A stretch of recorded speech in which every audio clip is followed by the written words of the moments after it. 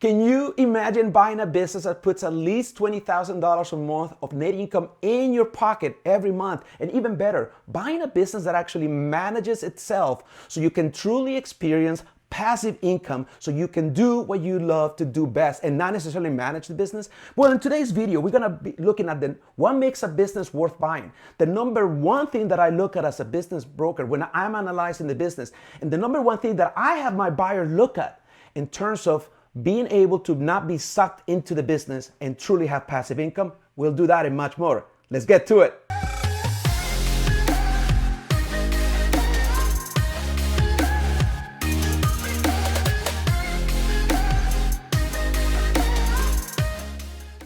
Hey everybody, welcome to my channel. I am your host, Leo Landaverde, business broker and commercial lender, helping you buy or sell a profitable business.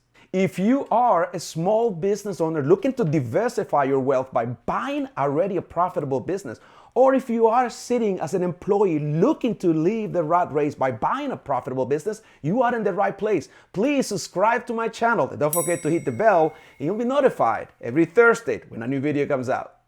Okay, so what makes a business worth buying? So I'm gonna be looking down from time to time because I have a lot of notes to go over. But so let's talk about it. So what makes a business worth buying? So here are the two criteria that to me as a business broker and CFO makes a business worth buying. Number one is cash flow. Not just any type of cash flow, as high of a cash flow as we can get.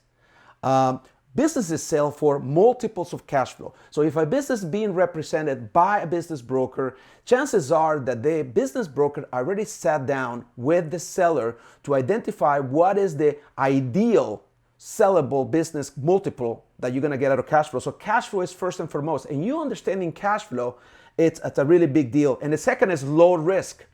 The higher the risk, the lower the price, but the more you compromise your cash flow. So there is an inverse relationship to price and risk. The lower the risk of a business, the higher the price. And the reason for that is because as a business begins to go from being a startup to being a more mature business, what happens is the business owners are already testing and proving the model that makes money. And over the years, you get to have a perfected model that lowers the risk, that enhances the cash flow. So cash flow and risk. Now, I'm not gonna do the video that I've done before. I actually did two videos back in July 2022 that I think you should look at. One is actually called How to Evaluate Businesses for Sale. So that video is 34 minutes long. And what I did is I actually took three businesses straight out from, I think, either Business for Sale or business, a couple of the big websites out there. And I actually did it side by side, the business listing in the cash flow analysis to look at the cash flow. And I think you can benefit from watching those videos because a lot of it is gonna make sense. First and foremost, it's gonna be the cash flow. And the next video was titled How to Structure for Maximum Cash Flow.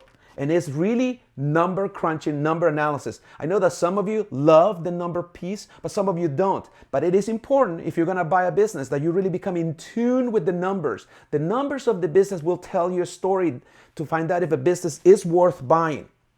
So cash flow. You should be looking at the highest cash flow that you can buy at the least multiple. So remember I said the higher the risk, the lower the multiple. This is why businesses for sale in the range between $500,000 and about $5 million purchase price will have a lower multiple than businesses that are over $5 million. And the reason for that is because a perfected business model that's evidenced by good tax returns will yield a higher cash flow, which means as you have a lower risk of failure, there is a higher purchase price. And that makes total sense. It makes sense for the bank, it makes sense for the seller, and it makes sense for me as a business broker. So, but there is a direct relationship between cash flow and purchase price, as I said. And this is the number one way that we as business brokers actually put a value on a business. So before we look at anything, whether it is an asset or a stock sale, we just want to look at the quality of the earnings. Now, Depending on the industry, there may be quality earnings reports that we can pull. But if we're going straight, just looking at your business, if you were a seller, if you came to me and you wanted to sell your business, I would want to look at the last 3 years worth of tax returns, and I would look at your interim financial statements, your balance sheet and your income statement. And we'll look at what the trending is. And now, on top of that, I probably would want to look at your trending last 12 months. So your 12-month trending report, your TTM. Want to see how the business is trending. So we are right now in October 2022. And we want to see from September 21 to October 2020 how we're trending over a trailing 12 months. So cash flow is the thing. It is the blood for the business. It is actually what makes a business run. It is the thing that an SBA lender is going to be looking at when securitizing or giving you a loan, because cash flow is what pays for the loan. So it's the SBA is a cash flow lender. They're not going to be looking at assets that they're going to securitize, although they may actually do that depending on the risk of the industry and the profile that you experience and many other things.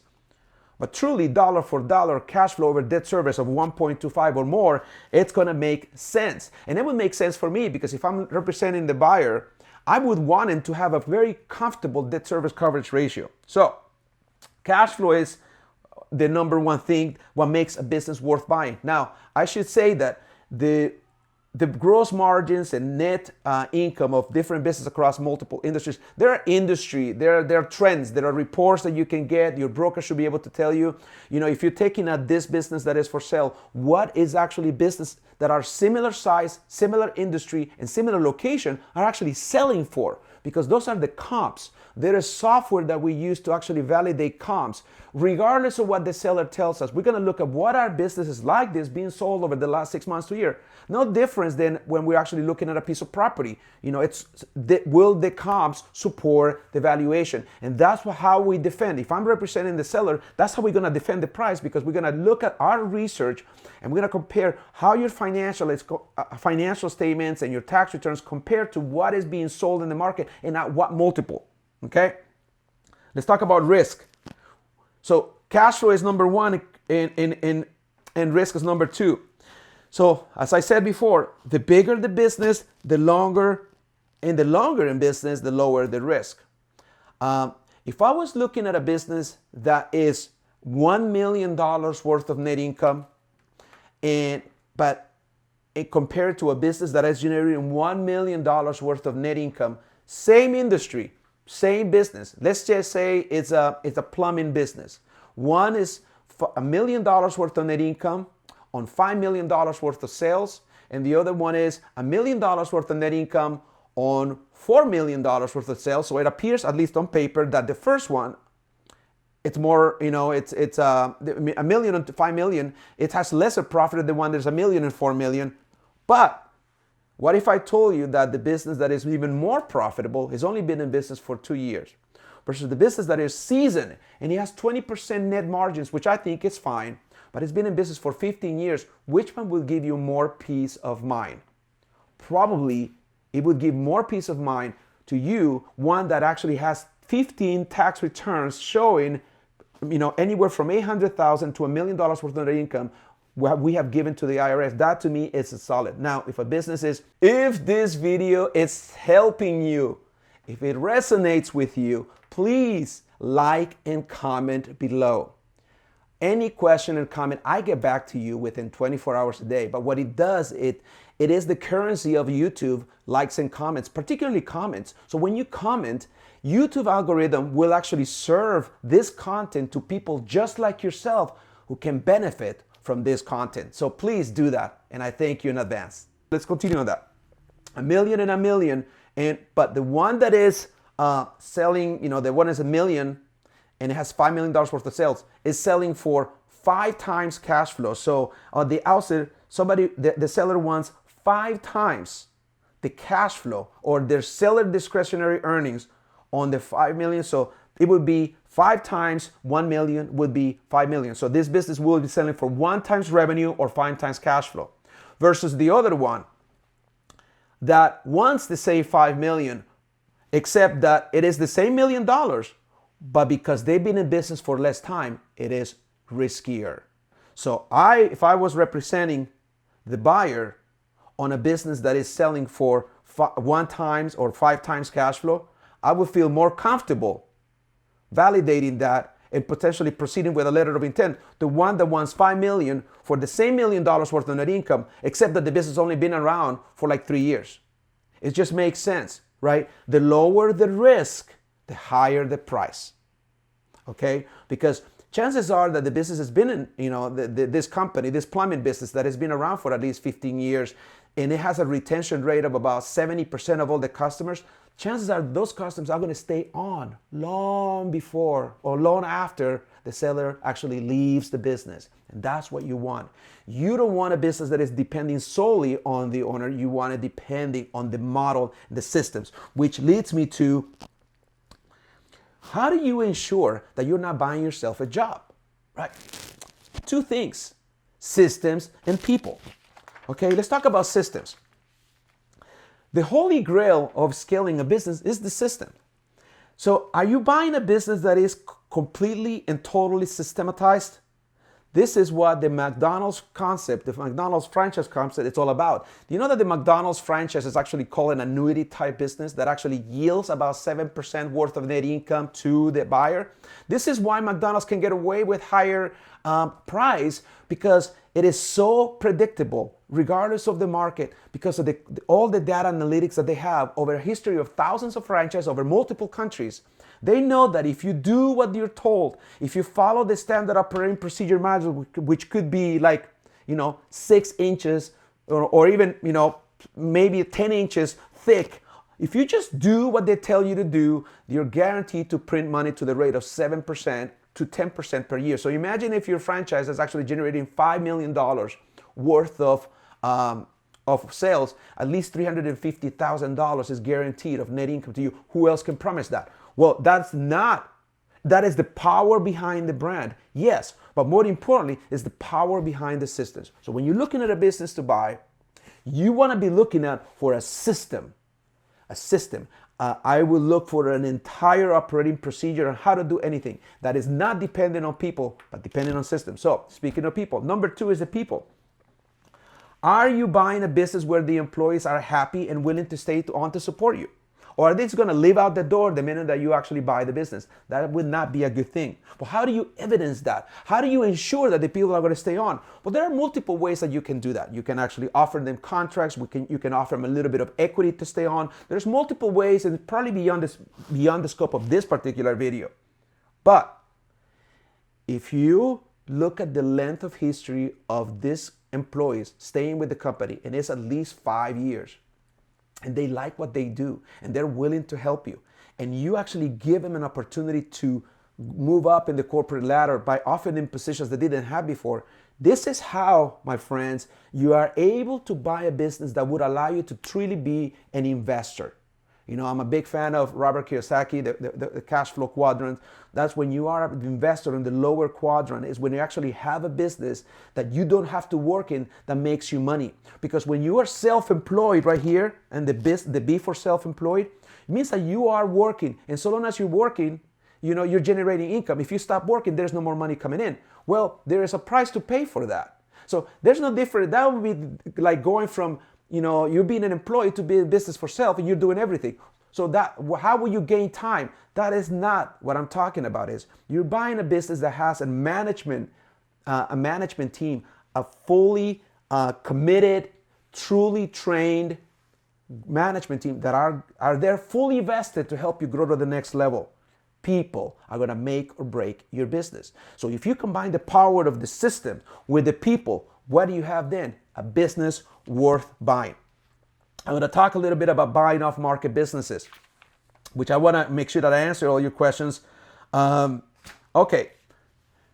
Can you buy a business that is off-market? People ask me, hey, Leo, I don't need to work with a business broker. I can actually find a business of my own. Good for you. Try it. I think you should try it. But here's what you're going to run into. The number one roadblock of anybody trying to, you can send, 1,000 letters a month, and we do that, and looking for business owners that are ready to sell in different industries, and then you engage them. And here's what you're going to find. That most business owners have an unrealistic expectation of how much their business is worth. They think their business is worth a whole lot more than they're really worth because they have no vantage point. And beauty is in the eye of the beholder. If you're looking at your baby, company that you built for over 20 years, you're gonna think the world of it, and you're gonna think it's worth more. And that's why Business Brokers has a dose of reality. We're gonna sit down with the seller to truly test the assumptions and show them, look, hey, I think you think it's worth, $5 million, but the reality is that you lost money last year. You've had a couple of tough years. You didn't quite recover from COVID. What makes you think that the business is worth what you say is worth? And really looking at the data and let the data itself validate the assumptions. Data from the business itself against comparable sales. That is the hardest thing to do to get the seller to understand what a realistic expectation is. So if you work with a business broker that actually done their work and they put the business for sale, chances are that if I am a business broker representing the buyer and having a conversation with the business broker representing the seller, there's going to be an understanding of an agreed upon multiple of cash flow that is going to be defensible.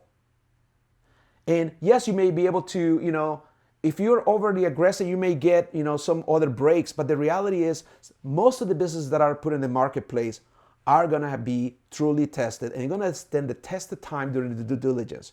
So can you do it on your own? Absolutely. So how can you market yourself? Well, if you really are wanting to buy a business on your own, you start really thinking and calling yourself an investor. In your local town, you should visit the Chamber of Commerce or any networking groups where other business owners go, and you start talking to CPAs, attorneys, and they're like telling that you're actually looking for a business to buy. You can do mailers, you can do card drops, you can do networking. You can get some business cards, to say that you are an investor and looking for a business to buy. But for a business broker or a business owner to take you seriously, you must have money to play.